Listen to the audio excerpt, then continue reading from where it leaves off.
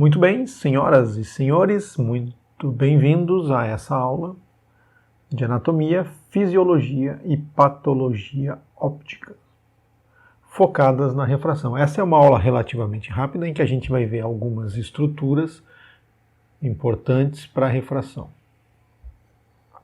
E os principais elementos anatômicos do olho com relação à refração são a córnea, a pupila, o cristalino e a retina. Vamos ver cada um deles em detalhes hoje. Começando pela córnea. A córnea é a principal estrutura refrativa do olho, cerca de 70% do poder refrativo do olho ocorre na córnea, ou seja, a córnea é responsável pela refração, em grande parte. Principalmente a sua curvatura anterior. Nós já falamos sobre a disposição e o tamanho das fibras colágenas na córnea, que são responsáveis pela transparência. Já falamos sobre a asfericidade da córnea, mais curva na curvatura central, os 3 milímetros centrais, mais plana na periferia. E já falamos sobre os meridianos e raios de curvatura numa aula anterior. E já explicamos por que a convenção teórica de uma córnea ideal ser de 43 dioptrias. Em relação à pupila. A pupila é um diafragma luminoso regulado pelos sistemas simpático e parasimpático. Possui um diâmetro variável em condições escotópicas no escuro. Ela dilata, é maior, permite maior entrada de luz. E em condições fotópicas no claro, ela é menor para permitir uma menor entrada de luz. Então ela é um diafragma luminoso e possui um diâmetro variável, mas numa média entre 3 e 4 milímetros. Se eu fosse escolher um número absoluto, eu diria 3,5 milímetros. A miose tem algumas vantagens, ela diminui a aberração asférica periférica, e se ela for realmente pequena, ela basicamente funciona como um buraco estenopeico, permitindo somente a passagem dos raios centrais alinhados com a normal e que, portanto, não precisam de refração. E que, portanto, tem uma tendência à melhora da qualidade visual. Ou, por outro lado, por isso que a midríase piora bastante a qualidade visual. Por outro lado, uma pupila muito miótica, pontiforme, pode apresentar algumas alterações de imagem pelo efeito de borda da difração. Então, um tamanho ideal de pupila poderia ser algo em torno de 2,4 milímetros, em que vai ter a maior vantagem do orifício estenopeico sem a desvantagem da difração. A pupila ela é controlada farmacologicamente na prática por 3 classes de medicamentos, 3 colírios, ou 3 grupos de colírios.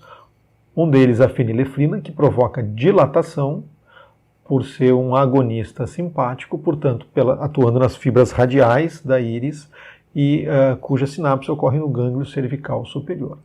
Noto aqui, ressalto que a fenilefrina provoca dilatação sem efeito na acomodação. A gente já vai falar sobre isso adiante. Por outro lado, a pilocarpina provoca miose por ação no sistema parasimpático. Ela é um agonista parasimpático. Ela atua nas fibras circulares da íris e atua também no músculo ciliar, que tem sinapse, cuja sinapse se dá no gânglio ciliar. E a pilocarpina atua provocando miose e acomodação. Por outro lado, o terceiro grupo, que é utilizado na prática da refração, a tropicamida, cicloplégico e atropina, promovem a dilatação, justamente atuando nas fibras parasimpáticas circulares e no músculo ciliar, provocando midríase e paralisia da acomodação. Midríase e cicloplegia. E aqui a primeira lição. Dilatar o paciente com fenilefrina para fazer refração não faz o menor sentido. E o segundo conceito aqui. Quando a gente atua em refração, a gente não está muito preocupado com a midríase, e sim com a cicloplegia, a paralisia da acomodação, como a gente vai ver agora quando a gente começar a falar do cristalino. Mas antes, deixa eu explicar que o cristalino é a segunda estrutura de maior poder dióptrico do olho, aproximadamente 20 dioptrias, e isso acontece porque, na verdade, ele não tem, ele está envolto num meio também de alto índice de refração. Com o índice de refração mais próximo do cristalino, o desvio da luz é menor. O cristalino é controlado, na verdade, pelo músculo ciliar e é responsável pelo fenômeno de acomodação, que é o que nos interessa e nós vamos falar em mais detalhes daqui para frente. O fato é que quando ele deixa de ser cristalino, a gente chama de catarata, e isso interfere na transparência dos meios e, portanto, na própria refração. O fato é que o cristalino está relacionado à acomodação através da sincinesia, acomodação, convergência, miose.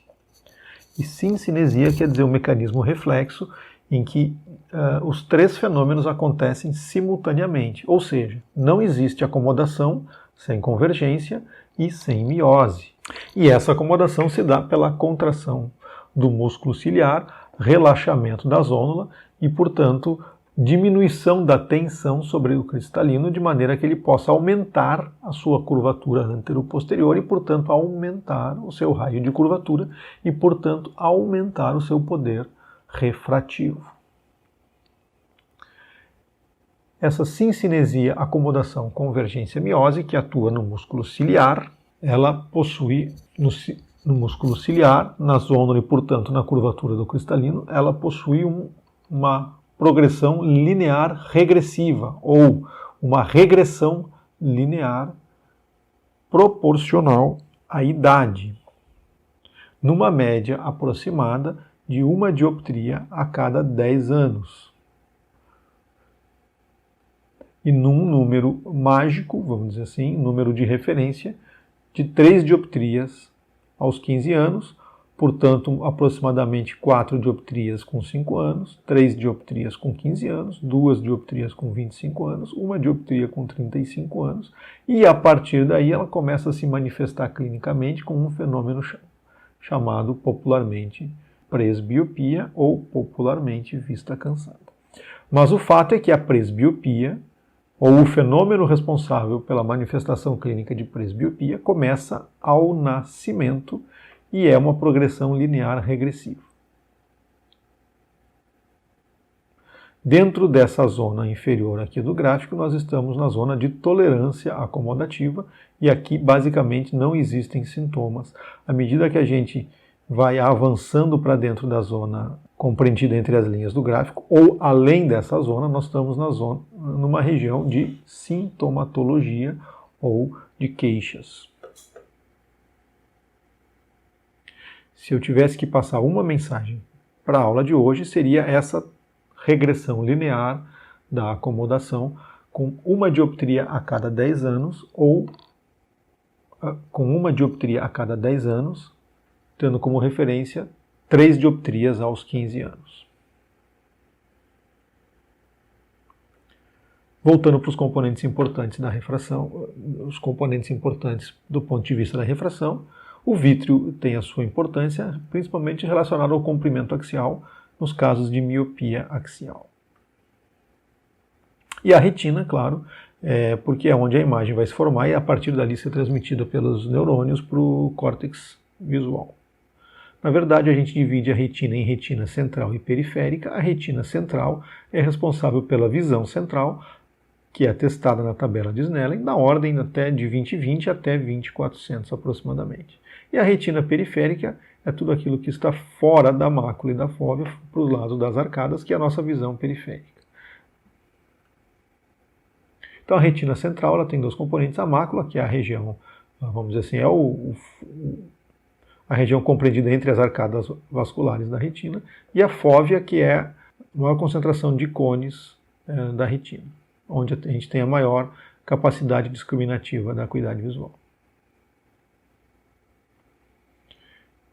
E a gente tem, então, para cada uma dessas estruturas importantes do ponto de vista da refração, um índice de refração diferente, começando pelo ar de 1, para a córnea de 1,38, o aquoso tem um índice de refração menor, 1,33, o cristalino tem um índice de refração de 1,40 e o vítreo 1,34. Então a gente já sabe que conforme o índice de refração do primeiro meio e do segundo meio, nós vamos ter diferentes distâncias focais e diferentes índices de refração entre eles. O fato é que se nós tivéssemos um olho resumido, um olho esquemático, um olho reduzido, ele teria uma única refração e esse ponto de refração estaria mais ou menos em torno de 17 a 18 milímetros na frente da retina, o que equivale a um poder total de aproximadamente 54, 58, 60 dioptrias, e esse é o poder refrativo do olho. Disso, aproximadamente 40, 43 dioptrias estão na córnea e de 15 a 20 dioptrias estão no cristalino. O grande trunfo do cristalino nessa história toda é que ele tem uma capacidade de mudança da dioptria, e isso é fundamental na refração. Agora, baseado nesse comprimento focal do olho reduzido, nós podemos classificar o olho em algumas ametropias. Por exemplo, miopia e hipermetropia. E dessa maneira a gente entende hipermetropia como um olho com baixo poder dióptrico ou um olho muito pequeno, com pequeno comprimento axial. Então nós vamos ter uma hipermetropia refrativa ou axial. E o foco da imagem vai se formar atrás da retina e ela normalmente vai ser compensada por acomodação do cristalino e, portanto, com queixas de astenopia. A miopia, por sua vez, está relacionada a um olho com alto poder dióptrico ou um olho excessivamente comprido, uma miopia axial no caso. E o foco da imagem é antes da retina, não há acomodo que resolva, a visão de perto é satisfatória e a visão de longe é embaçada. Já o astigmatismo está relacionado a uma irregularidade na cruz refracional, na relação entre eixos e meridianos, que a gente falou na outra aula. E eles podem ser classificados em regulares ou irregulares. Astigmatismos regulares são aqueles em que a cruz refracional é simétrica e os irregulares são aqueles ortogonais. Eles ainda podem ser classificados em simples ou compostos, em miópicos ou hipermetrópicos, e a favor da regra, contra a regra ou oblíquos. O fato é que no astigmatismo vamos ter dois eixos diferentes, provocando linhas focais perpendiculares entre si em posições diferentes no espaço. Com a primeira linha focal, por exemplo, nesse caso aqui vertical, ela vai se transformando em uma linha. A linha focal ela vai se transformando em uma elipse, que vai se transformando em um círculo de menor confusão, chamado de ele se transforma numa elipse. Então nós vamos ter duas linhas focais, onde o paciente procura botar o foco na retina, quando ele consegue acomodar, de maneira que ele tem uma visão mais ou menos tocando entre acomodados, para ir oscilando não durante toda a extensão do intervalo distúrbio, mas principalmente perto do círculo de menor confusão. Isso aproxima a imagem do ideal, mas ela ainda assim gera astenopia. E para encerrar, a gente fala tudo isso sobre a visão de um olho reduzido, mas é uma visão monocular. E o fato é que a nossa visão ela é binocular e por isso a gente tem que entender pelo menos algumas noções de forias e tropias, que existe um desvio latente, é chamado de foria. Quando existe um desvio, isto é chamado de tropia. E se o desvio for convergente ou interno, é chamado de esotropia ou exo, cujo símbolo é ET ou E sozinho, sem o F. Vai ser uma exotropia, XT, ou uma exoforia.